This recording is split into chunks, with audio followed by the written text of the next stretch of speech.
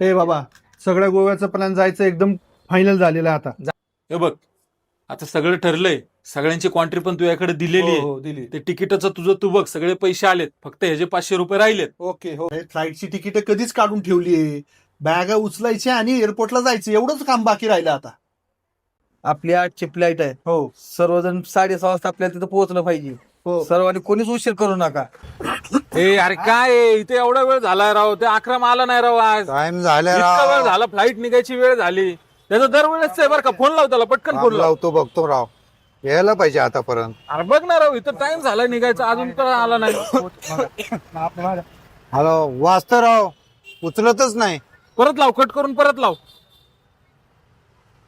लाव पटकन. अरे वाटत असल त्यामुळे उचलत नसल. कशाचं काय दरवेळेस झालंय त्याचं. फोन लाव त्याला. वाजता राव, उचलतच नाही.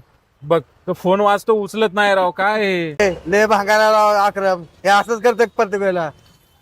काय त्याचा विश्वास ठेवून आपण आपले तिकीट आपण आपल्या जवळ थोडी असतं बरं झालं असतं.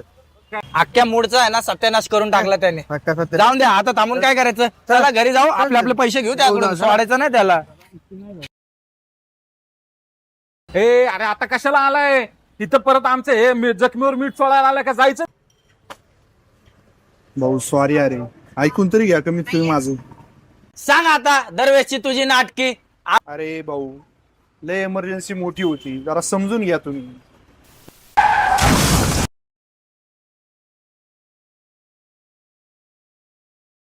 भाऊ, तुमचे जेवढं पण नुकसान झालंय तिकिटाचं, मी सगळं तुम्हाला भरून देतो, तुम्ही काळजी करू नका. भाऊ पैसे तर तुला द्यावेच लागणार. आम्ही का तुला अशी सोडणार वाटलं काय? अरे गेलं बघ ते दळिंद्र. अरे हे बघ, काय बातमी आली. काय नाही. काय रे? अरे आपण जे विमानाने जाणार होतो ते विमान क्रॅश झाले डायरेक्टली. किती माणसं मेले डायरेक्ट, सगळेच गेलेत त्यातली. ए भाऊ, अरे पैशाची जुळजुळ करतोय, देतो ना मी थोडा वेळ तुम्हाला सगळ्यांचे पैसे. ए भाऊ, सॉरी रे, आम्ही रागाच्या भरात तुला नाही ते बोललो. अरे आपण ज्या विमानाने जाणार होतो ना, त्या विमानाचा अपघात झालाय. अरे ग्रुपवर आले आपल्या, बघ की तू. अरे एक पण जण वाचला नाही त्याच्यातला. काय? भाऊ सॉरी बर का, तुला खूप काय काय आम्ही बोललं, माफ कर आम्हाला. भाऊ ते पैसे ठेव तुझ्याकडेच. आणि खरंच कोणीतरी म्हणले जे होतं ते चांगल्यासाठीच होतं. भाऊ सॉरी रे भाऊ.